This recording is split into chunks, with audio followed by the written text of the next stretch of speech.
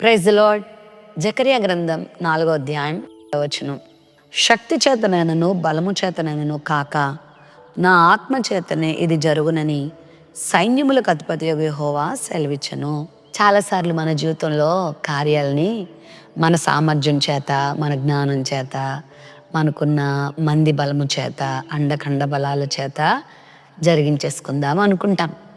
కానీ దేవుని సహాయం లేకపోతే మన జీవితంలో ఏ విధమైన విజయ పథంలో మనం కొనసాగలేం, విజయాన్ని అందుకోలేం, మేలును పొందుకోలేం.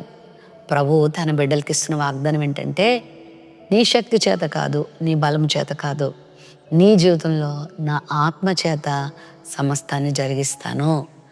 దేవుని మీద నువ్వు ఆధారపడినప్పుడు దేవుడు చేసేటువంటి అద్భుతమైన కార్యం ఈ ప్రపంచంలో ఏ నరుడు కూడా చేసేదిగా ఉండదు. ఆయన చేసేది చాలా ఆశ్చర్యకరంగా ఉంటుంది, చాలా ఆశీర్వాదకరంగా ఉంటుంది.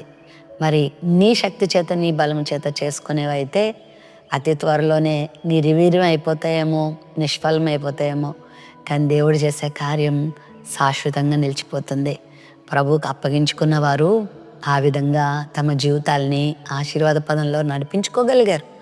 బైబిల్ గ్రంథంలో ఎంతోమంది భక్తులు, ప్రవక్తలు విశ్వాసముతో ప్రభు మీద ఆధారపడగా, దేవునికి తమ వ్యాజ్యాలు అప్పగించుకోగా, దేవుని మీద తమ భారాలు మోపుకోగా, దేవుని దగ్గరకు వచ్చి ప్రభు మీద ఒక చంటి బిడ్డలాగా ఆధారపడగా దేవుడు వారి జీవితంలో ఇలాంటి కార్యాలే చేశాడు.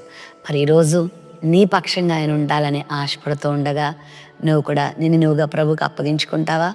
అది ఏదైనా కావచ్చు. నీ ఇంటిలో ఒక కార్యం కావచ్చు, నీ జీవితంలో కార్యం కావచ్చు, నీ శరీరంలో ఒక కార్యం కావచ్చు, ఒక ఆరోగ్యం కావచ్చు, ఒక కుటుంబ అభివృద్ధి కావచ్చు, ఒక వ్యాపారం కావచ్చు, నీ సేవ కావచ్చు, నీ సంఘక్షేమం కావచ్చు, అది ఏదైనా కావచ్చు, నీ చదువు కావచ్చు, నీ ఉద్యోగం కావచ్చు. ప్రభువుకి అప్పగించు.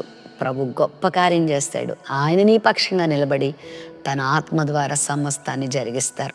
మనకు అసాధ్యమైనవి అన్నీ ఉన్నాయి, కానీ దేవునికి అసాధ్యమైనది ఏదీ లేదు. ఆయనకు సమస్తము సాధ్యం.